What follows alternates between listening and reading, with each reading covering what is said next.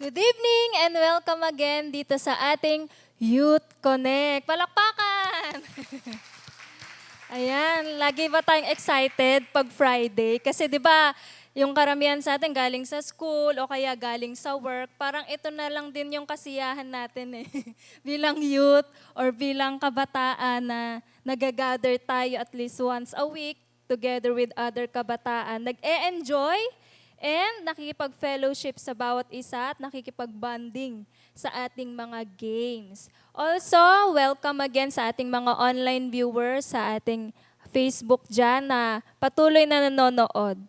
And praise God at patuloy tayo sa ating Fruitful Generation na series. So last week, tinuro sa atin ni Kuya Minik, what fruit? What fruit of the Holy Spirit?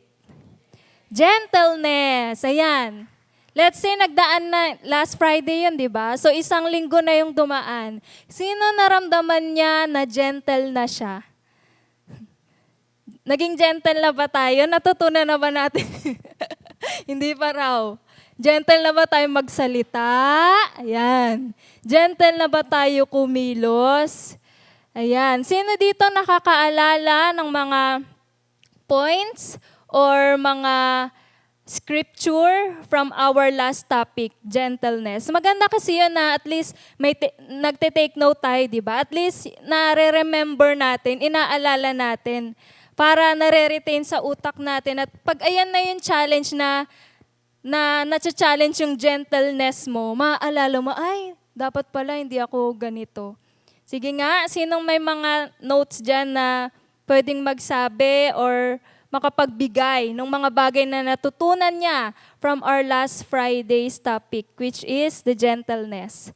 From this side, meron ba? May naalala kayo? Maganda yun na nababalikan natin kasi baka mamaya nalilimutan na natin, nakatambak na pala sa ating mga notes. Sige nga, Jenny Bib. Basahin mo na lang. Pwede naman. Para lang mariretain sa atin. Lapit ka. Ano yung favorite mo nung ating topic na gentleness? Ano po? Gentleness can help us to prevent confliction. Hindi, yun po yung pinaka-word. Okay. Sino ba? Dito sa side na to.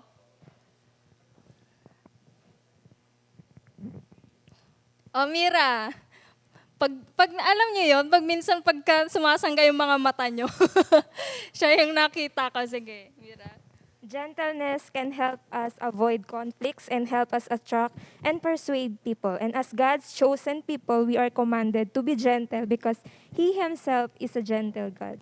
Yes! Di ba maganda yon na binabalikan natin at maganda yung gentleness. Isa rin sa mga parang na-realize ko, o nga no, parang magiging attractive ka sa mata ng ibang tao at especially ng Diyos kapag ikaw ay gentle. Kasi sino nga ba naman ang masasayahang makasama ka kung lagi kang galit, lagi kang pasigaw, or laging mataas yung tono ng boses mo.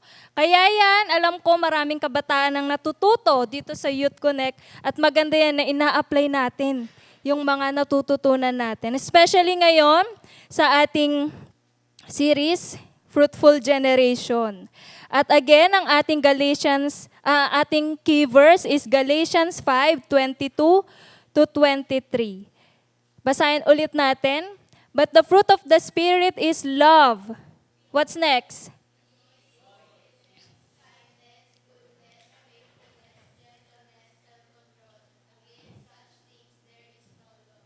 Yes. Okay, before we start, let's pray. Heavenly Father, we thank you, Lord, and we thank you, Holy Spirit, for you have binibigyan niyo po kami, Panginoon, ng mga katuruan, Lord God, na which is pwede naming apply sa aming buhay. Sa tulong ng Holy Spirit, Lord God, na ipinagkaloob niyo po sa amin. Right now, Lord, we ask of your guidance, we ask of your wisdom, Lord God, and the Holy Spirit will speak to each one of us, O God. Maraming salamat po, Lord God. We bless you in Jesus' name. Amen. So tonight, pag-aaralan natin yung sixth fruit of the Holy Spirit, which is the goodness. Again, goodness. Alam niyo ba na ang goodness is one of the key virtues of God Basahin nga natin sa Exodus 34 verse 6. The Lord God, merciful and gracious, long-suffering and abundant in goodness and truth. I-highlight natin yung word na abundant in goodness. Ano ba ibig sabihin ng abundant? Madami, nag-uumapaw, sobra-sobra. Ganon ang ating Diyos. He is abundant in goodness. Kaya nga, di ba sa mga kanta, o minsan nga naalala ko yung isa nating pastora, kasi pagka nakikita ko siya, pag talaga siya nagpapatotoo, lagi niyang sinasabi, God is good! And all the time, God is good. At kinakanta rin natin yun, like kanina, di ba, kinakanta natin. Truly, that God is good all the time. Pagbaliktarin mo yan, all the time, God is good. Talagang makikita natin yung abundant goodness ng ating Panginoon. Goodness is God's character. And wala tayong ibang pwedeng tingnan as a role model ng goodness, kundi ang ating Panginoon. God is our model of goodness. Sa mga papaanong paraan pa natin makikita, bukod sa character mismo ng ating Diyos, na siya ay good, abundant in goodness, sa papaanong paraan pa na re-reveal ang goodness ni God sa atin. God's goodness is revealed in creations. Kung babalikan natin yung time na kine-create ni God ang mundo sa Genesis, at sabi niya nung sa Genesis 1:31, and God saw everything. Pinagmasdan niya lahat ng creation na kanyang ginawa. At ang sabi niya, and behold, it was good. It was very good. So therefore, all that the Lord creates is good. So we see that the goodness of God is revealed in creations. Kasi lahat ng kanyang ginawa ay perfect, walang mali, at lahat ay maganda. Also, in John 10 verse 11, ang sabi dito, I am the good shepherd. The good shepherd lays down his life for the sheep. Hindi lang I am the shepherd, but I am the good shepherd. Also in Psalms 100 verse 5, for the Lord is good and his love endures forever. So not just in the creations na makikita natin yung goodness ni God, mismo sa kanyang heart, because God's goodness is love in action. God's goodness is love in action. Sa papaanong paraan? We remember our salvation through Jesus Christ. Isa yung portrayal of God's goodness. Amen? Amen. That's love in action. Hindi lang siya kinwento, sinabi, sinalita, bagkos may action na ginawa, yun ang nagpakita ng kabutihan or ng goodness ng Panginoon sa atin when Jesus Christ died for our sins. Amen? And God's goodness is related to His holiness, sa Kanya mismong kabanalan. Goodness is what separates Him from all evil. May question ako sa inyo. Naniniwala ba kayo na lahat ng bagay ay kayang gawin ng Diyos? Naniniwala ba kayo na walang imposible sa Kanya? Now, my question is, what is one thing na hindi kayang gawin ni Lord? Ano yung isang bagay na hindi niya kayang gawin? Any guess? That's right, ang maging masama. One thing that He is incapable of doing is doing wrong or evil. God is incapable of doing wrong or evil because He is good. Ayun yung pinagkaibahan niya sa lahat.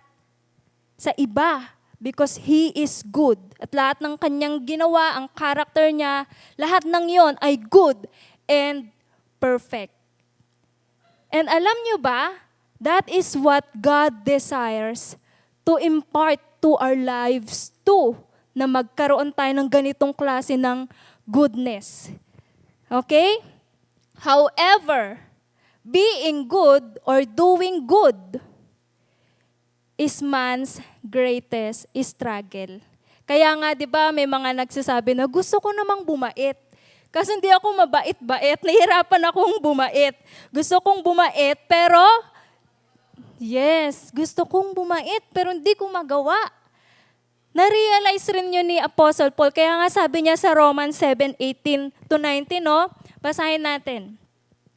For I know that nothing good dwells in me, that is in my flesh. For I have the desire to do what is right, but not the ability to carry it out. Gusto ko naman, naiisip ko namang gumawa ng mabuti at tama, pero hindi ko kayang gawin. For I do not do the good I want, but the evil I do not want is what I keep on doing. Pero yung mga masasamang ayaw ko namang gawin, yun yung lagi ko pang ginagawa. So you see, doing what is good is man's greatest struggle. Kasi nga hindi naman tayo nabuhay sa mundo na may goodness. 'Di ba? May sinful nature kasi tayo. And also in Romans 3:23, it says, for all have sinned and fall short of the glory of God. So you see, talagang struggle at ito ang pagiging good ay weakness nating mga tao. So let's define what is goodness. Goodness is being morally good. Okay? Goodness is being morally good. Alam nyo ba, di ba last Friday, ang topic natin is about the fruit of the Holy Spirit na gentleness. At alam nyo ba, isa sa na-discover ko na pwede ka palang maging gentle, but hindi ka good. Let's see, ano yung pinagkaibahan na pwede ka palang maging gentle, pero not good? So meron tayong parang, ayan, comparison between being gentle and being good. Sige, dun muna tayo sa being gentle. Like, katulad ng tinalakay natin last Friday, tinuro sa atin, gentleness or being gentle is being kind and sweet to people, right? Yes, being kind and sweet to people. But being good, doing what is best for people, including discipline and correction.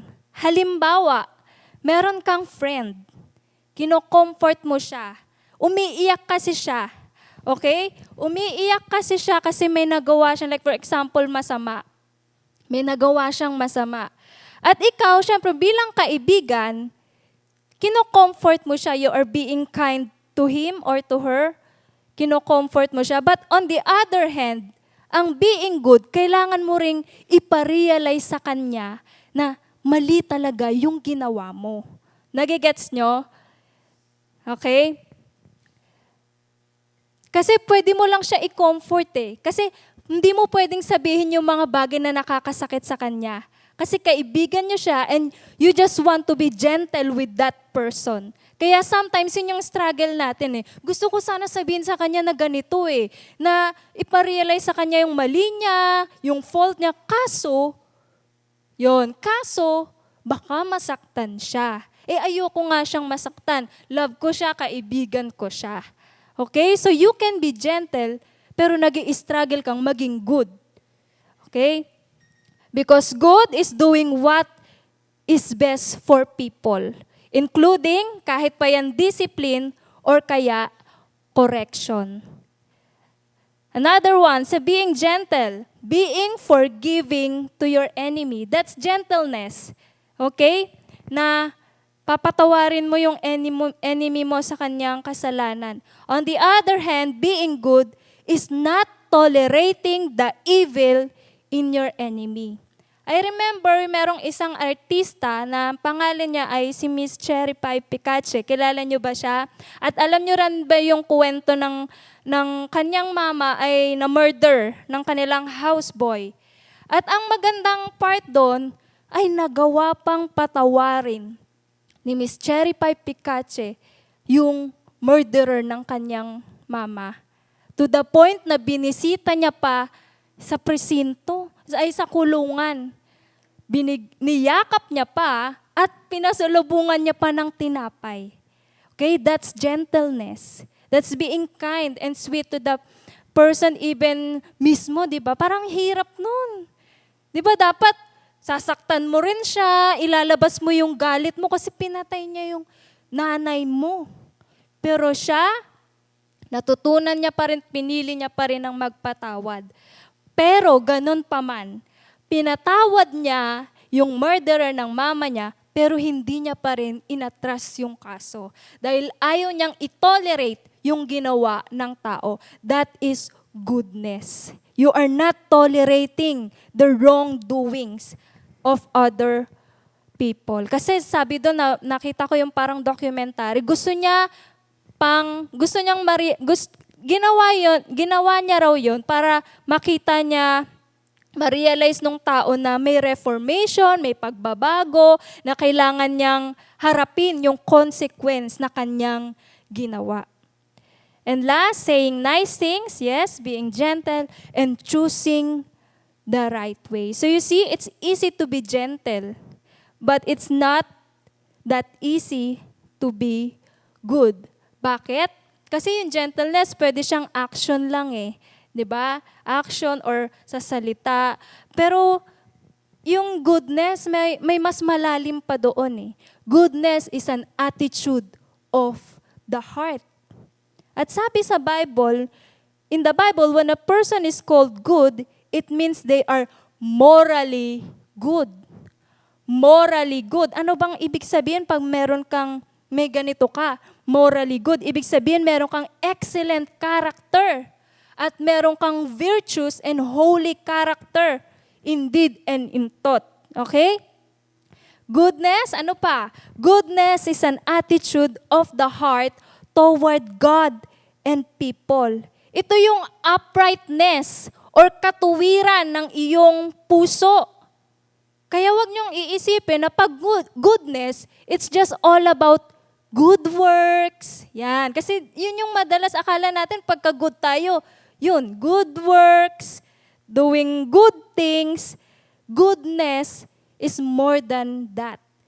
Goodness is more than about doing charitable works and being kind. Okay? At doon ko rin na-gets na, di ba sinasabi sa Bible na that good works cannot save us. Doon ko na-gets na, bakit? Because good works cannot remove the sinful nature in us. Kasi di ba, ang ibig sabihin ng goodness, or yun nga, morally good, the incapability of doing evil. Ibig sabihin, hindi ka gumagawa ng mali. Hindi ka gumagawa ng masama. Pag gumagawa ka ng good works, like for example, nagdo-donate ka sa charity, nagvo-volunteer ka sa mga, yun nga, charitable works, pwede mo kasi siyang, yes, that's good works, right? Magandang gawain yun. Pero in your heart, meron kang selfish motive. And yun ngayon yung magdi-disqualify sa'yo sa pagiging good. Kasi like what I've said, goodness is an attitude of heart. It's about uprightness and righteousness.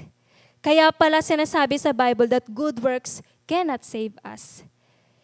Because good works cannot remove the sinful nature in us. At minsan ba naririnig nyo na rin ba yun or nakikita nyo sa libro o kaya sa Facebook na bakit kaya nangyayari yung mga bad things sa mga mabubuting tao? Bakit hindi na lang sa mga masasama?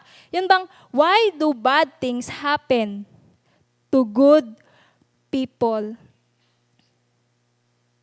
Una't higit sa lahat na kailangan nating laging tandaan that there is no good person at all. Kanina binasa natin why. Yun nga, we are born sinners, hindi talaga tayo naturally nabuhay na morally good.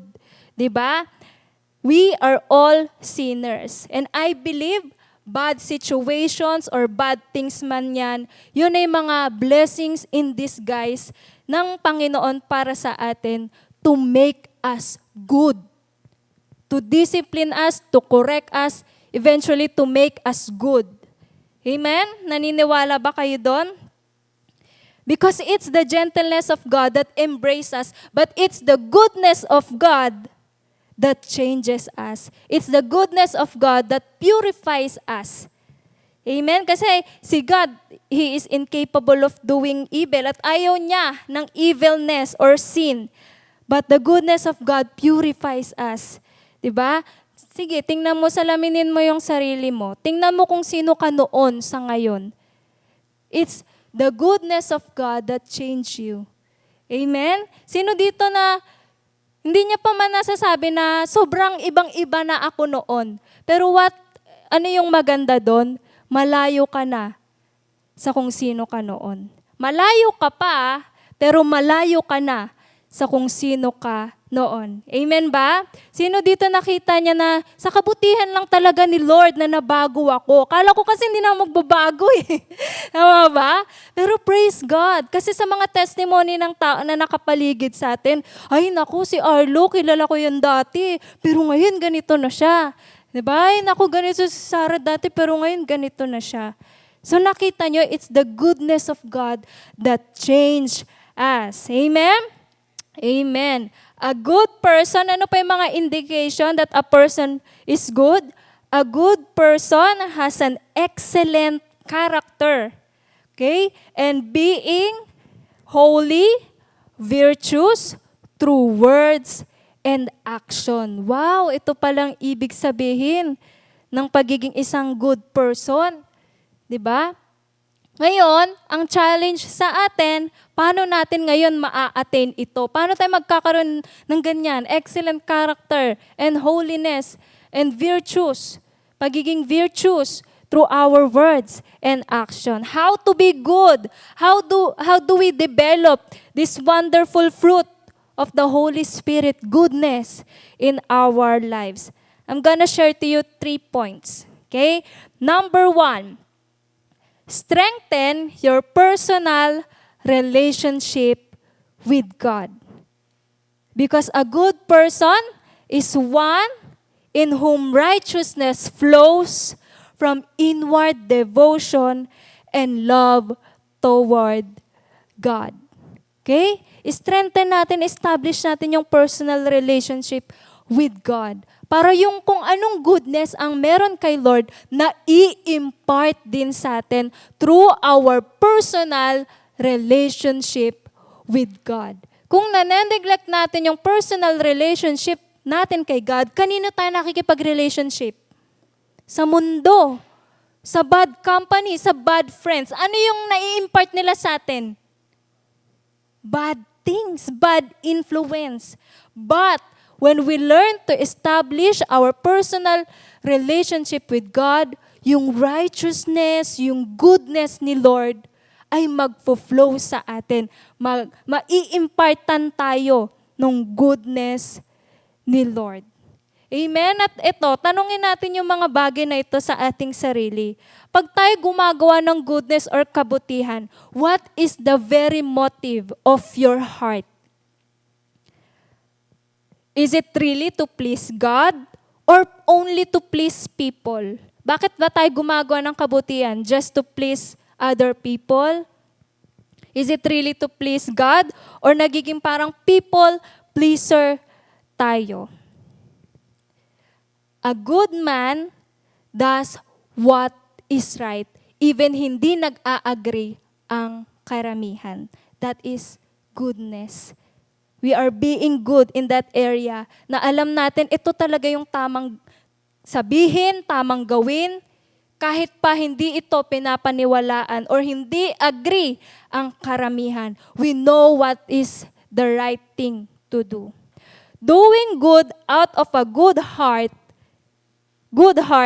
to please God. Yung mga kabutihan na ginagawa natin in our hearts, we are not doing this not just for the people, but we are doing this because we want to please our Master, our Lord Jesus Christ. So that's it. Number 1, na paano natin madedevelop itong fruit of the Holy Spirit, goodness in our lives. Number 1 is simple, strengthen your personal relationship with God. Secondly, let God's Word teach you what is good. Let God's Word teach you what is good. Basahin natin sa Psalm 118, verse 68. Sabi rito, "You are good and do good. Teach me your statutes." Pag-aralan natin, sino dito may mga libro pa na Bible? Meron ba? Bigyan nyo nga ako, may dala ba tayo?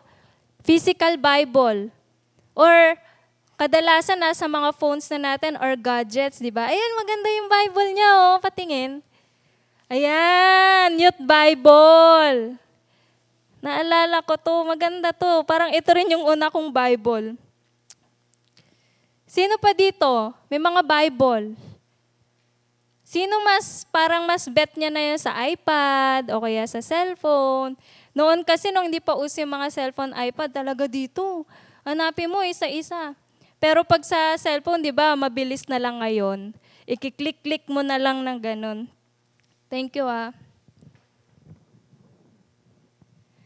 Huwag mo natago, gamitin mo na yan. Maganda kasi yon, di ba? Paano pag nasira cellphone mo, iPad mo, hindi naman to laging reliable yung mga gadgets natin. So, ibig sabihin, hindi na tayo makakapagbasa ng Bible. Kaya maigi pa rin yan na meron tayong Bible book, okay? Okay, let God's Word teach you what is good. Alam nyo ba that reading and obeying the Word of God makes you good? Yes. Kasi, like, sabi ko nga kanina, lahat ng gawa't nagmula sa Diyos, lahat yon ay good. Lalo pat higit ang kanyang salita. Paano natin maa-apply pa yung goodness?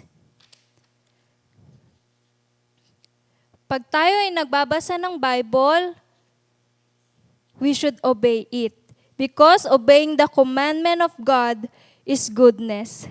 Sino dito ang nakakaalala pa sa Exodus 20 na which is nilista doon ang 10 commandments of God? Alam niyo yung mga kids natin, kabisado nila ito, yung 10 commandments of God. At alam niyo ba, in just obeying those 10 commandments of God, we are bearing the goodness. Nade-develop sa atin ang goodness ng Holy Spirit. We bear the fruit of the goodness when we allow the Word of God to help us na mabagong ating kaisipan, ang ating pananalitan, even our lives. Sige nga, meron ba tayong Exodus 20 dyan? Kung meron kayo sa mga Bible nyo, pasadahan natin to, balikan ulit natin to, yung 10 commandments of God. Number 1, you shall have no other gods before me. You shall have no other gods before me. But in the world, we know marami na, di ba? And ganun din sa commandment number 2, you shall not make idols.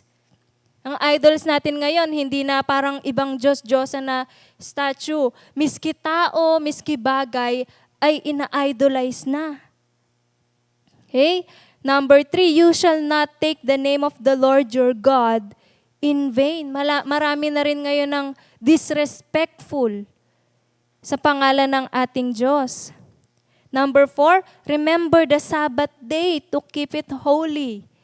Yan, yung Sabbath day natin. Pero hindi na nagiging holy. Nagiging gala na ang ating Sabbath day, di ba? Number 5, honor your father and mother. Uso pa ba to? O yung mga batang na lang, 80s, pero sa mga batang 90s, o kaya sa mga batang Gen Z, hindi na to uso. Ikaw na dapat ang masunod sa buhay mo. Uso ba to? Hirap na, no? Honor your father and mother. Number 6, you shall not murder. Talamak na ngayon. Parang sa ibang bansa, normal na sa kanila to. And 7, you shall not commit adultery. Diba? Sino dito gustong-gustong nanonood ng mga sa TV, nag-aagawan? Mga kabet, yan. And you shall not steal. You shall not bear false witness against your neighbor. And number 10, you shall not covet. We are being a good person kung nag-i-strive tayo na sinusunod ang commandment ng Diyos. Kasi nasi-shape nito yung paano tayo makipagrelasyon sa Diyos, paano tayo tumingin sa Diyos, at paano rin tayo makipag-interact sa ating kapwa. Goodness is yielding to the truth. Hindi lang dahil ito kasi yung uso, ito kasi yung tradition, ito kasi yung ginagawa ng mundo. Na which is, yes, sa tingin ng marami, ito nga yung tama, pero balik pa rin tayo. Magpaturo tayo sa Bible. Tama ba yun? Diba? Pero ang tinuturo ng Bible ay taliwas sa kung anong meron ang mundo. Kaya dun tayo sa katotohanan because the Bible says it is the truth that sets us free. Amen? So kabataan, buksan nyo yung Bible nyo araw-araw. And let God's Word teach you what is good, what is right. Amen? And third, practice goodness. Diba? Sinasabi namin from the very beginning nitong ating Fruitful Generation series na mga fruits of the Holy Spirit ay madedevelop sa atin through the contradicting forces. Ibig sabihin dito, kung goodness, anong kabaliktaran ng goodness? Bad or wickedness, di ba? Right now, we are living in the last days. Marami ng wickedness at marami pang wickedness ang lalaganap sa mundo. Huwag natin itong katakutan. But let's see these days of our lives para i-practice natin yung goodness sa atin ng Panginoon. And every time we obey the Word of God, yon, we bear the fruit of goodness. Kaya let's keep on obeying God and His Word. We proclaim God's moral excellence and goodness and fulfill God's purpose for our lives. Preach the good news. Tell your parents, tell your brothers and sisters sa inyong bahay, sa inyong eskwelahan, sa inyong trabaho. Alam nyo, isa sa mga, I thank God, kasi netong mga past few months, meron kaming pinagdaraan ng mabigat na problema sa aming pamilya. At nagpapasalamat ako kay Lord kasi nung mga nakaraang iyon, mas natutunan talaga naming mag-deepen sa aming faith and relationship with the Lord. Na lalo't higit na itong mga past days and weeks, natutunan talaga namin na kaming pamilya, nagde-devotion kami gabi-gabi, nagsasama kami, nag-gather kami sa rooftop namin o kaya sa room. Nagde-devotion kami. Binubuklat namin yung Bible namin, nag-aaral kami ng mga ilang verses, yun, pinag-uusapan namin, and later on, magpe-pray kami. At isa rin sa mga prayer namin na patibayin kami ng Lord, at pag kami ay matibay at established na, kasi may Bible study rin kami. And thank God kasi na-realize rin namin na 1 year na pala yung Bible study namin sa bahay. Late na namin naalala. Pero praise God, sa loob ng 1 year na yon, may mga ilan-ilan sa mga kapitbahay namin ang nakakapag-join ng aming Bible study at nababago rin. We believe na yung Word of God ay talagang nagkakaroon ng impact sa kanilang buhay. So let's practice this. Diba? Pamilya nyo, hikayatin nyo. Uy, pwede ba akong mag-share sa inyo? Pwede ko bang i-share yung natutunan ko sa Youth Connect? Sandaling oras lang naman, and then after that, let's pray. Ganon din sa school nyo. Ganon din sa workplace nyo. Kasi talagang magdidilim at sasama pa ang mundo. Pero it is our chance na ipakita sa kanila yung goodness ng Panginoon sa ating buhay. Amen? Preach the good news. demonstrate the righteousness of God sa buhay mo. True goodness is also godliness. Amen? Pagiging makadiyos sa isip, salita, at gawa. At lagi mong iisipin na Christian ka. Christian ka. Kaya kahit saan ka pa man naroroon, pangangatawan mo na ikaw ay Christian o anak ng Diyos. And our goodness will impact people's lives to turn back to God. Maganda yun na nag-i-invest tayo sa mga pamilya natin, kaibigan natin, katrabaho natin. Yun yung magbubunga sa atin ng lasting fruits eh. Yung nakapag-impact tayo ng maganda sa buhay ng ibang tao. Lasting fruits yun. Amen? May eternal reward ka roon. Kaya yun yung pagsikapan natin. Even the days are, mga tao ay nagiging wicked, the days are getting darker and darker, pero nandito tayo. We are bearing the goodness of God.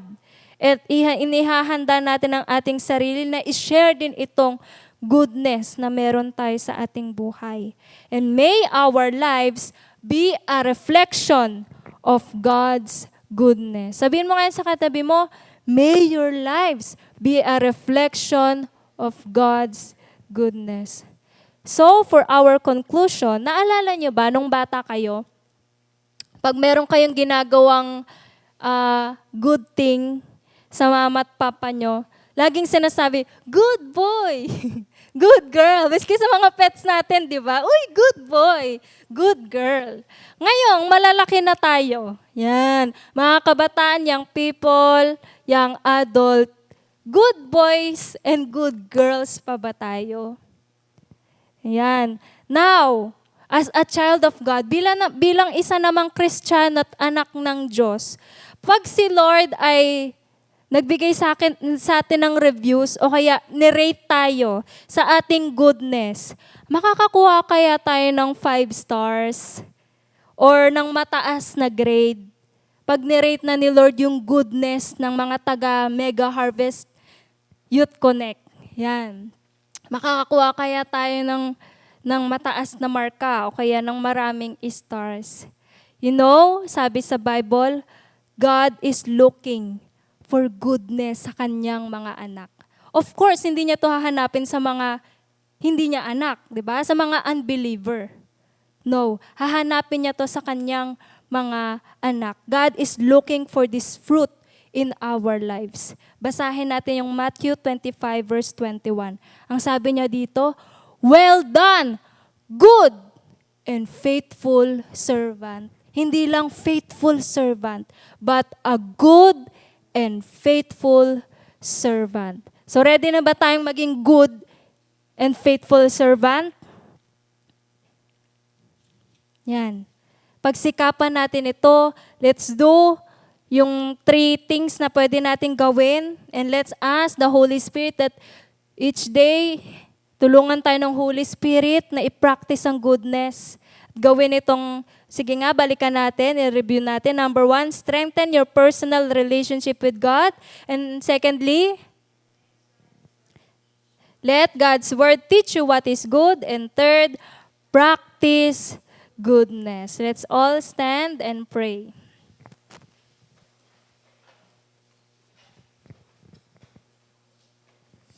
Amen. Hallelujah. Maraming pong salamat, Panginoon, sa buhay ng mga kabataang ito. At salamat, Lord, dahil patuloy niyong hinihipo ang kanilang puso na magpatuloy, Lord, sa aming fellowship every Friday, O God. Thank you, Holy Spirit, dahil may mga gusto kang i-achieve sa aming mga puso at sa aming mga buhay. Upang turuan kami, Lord God, na i-develop ang mga bunga at magagandang bunga ng banal na Espiritu sa aming buhay. And thank you, Lord, dahil una kang naging mabuti sa amin, Lord God. Pinakita mo ang iyong goodness sa amin by changing our lives, by forgiving our sins, by giving us life, Lord God, na meron kami ngayon, oh God. And Lord, we pray, Lord, kami nagpapakumbaba sa inyo. We know, Lord, na marami kaming kahinaan, marami kaming pagkukulang at kasablayan bilang kabataan, Panginoon. But we ask of your forgiveness and we ask, Holy Spirit, na tulungan niyo po kami, Lord God, na i-practice at i-develop itong goodness na nagmumula sa Diyos. I-develop niyo po ito, Lord God, sa aming puso't buhay. Maging reflection po kami, Lord God, ng inyong kabutihan, Panginoon. Hindi lang maging kind and sweet and gentle, but being good, morally good, Lord God, in deed and in thought. We will practice goodness, O God, ng may kabanalan at ng may katuwiran, Lord God, sa aming buhay at sa lahat ng oras at pagkakataon, Panginoon. Lord, sa aming buhay, maluwalhati ka po. As we become, Lord, the reflection of your goodness, may your name be glorified. At sa lahat ng aming gagawin, ikaw lamang po ang aming ma-please. In Jesus' name, we thank you, Lord God. In Jesus' name we pray. Amen. Amen.